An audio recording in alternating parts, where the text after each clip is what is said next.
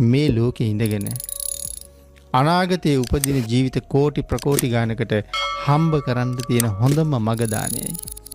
කෝටි ප්‍රකෝටි අසංඛ්‍ය අප්‍රමාණ තරමට හම්බ කරන්න තියෙන එකම ක්‍රමය දානයයි. මේක දන්නේ නැති නිසා මිනිස්සු දන් දෙන්න හරි ලෝභයි.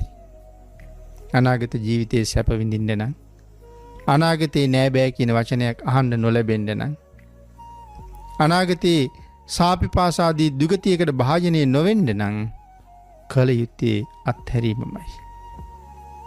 එක එක්කෙනාගේ අත්හැරීමේ ස්වභාවය වෙනස්. සමහර අය අත්හරින්න බැරිම තැන අත්හරිනවා. එතන අත්හරියහම ලැබෙන ආනිසංසය අපිට තේරෙන්නේ නැහැ කොහොමද සංසාරේ විපාක දෙන්නේ කියලා. මට ධනෙ ගොඩාක් තියෙන වෙලාවේ අත්හැරලා දන් දෙනවට වඩා මට මොකවත්ම නැහැ අන්තිම බත් පිඟාන හම්බ වෙලා තියෙන්නේ. ඒකත් අත්හරින්න පුළුවන් නම් අර ලක්ෂ කෝටි ගාණක් තියෙන කෙනා දුන්න දාණයට වඩා අර දාන වේලේ ආනිසංසය වැඩි. සඳහන් කළේ ඒකයි. දුප්පතුන්ගේ දාණය 1000 ගුණ කරලා බලන්න කියලා. කෙනෙක් බොහෝම ධනෙ ඇති කෙනෙක් රුපියල් ලක්ෂයක් දෙනවා. එයාට තව කෝටි ගණන් සල්ලි තියෙනවා. නමුත් සල්ලි නැති කෙනෙක් අපි කියමු ඔහු ගාව රුපියල් 1500ක් විතර තියෙනවා. ඔහු ඒකෙන් 1000ක් පූජා කරනවා. ආන්ගේ ඔහුගේ දාණය 1000 ගුණ කරනවා කියලා කියන්නේ. 1000 පූජා කරන්නේ ඔහු ඉතුරු කරගත්තේ 500යි. වැඩි මුදල දුන්නා.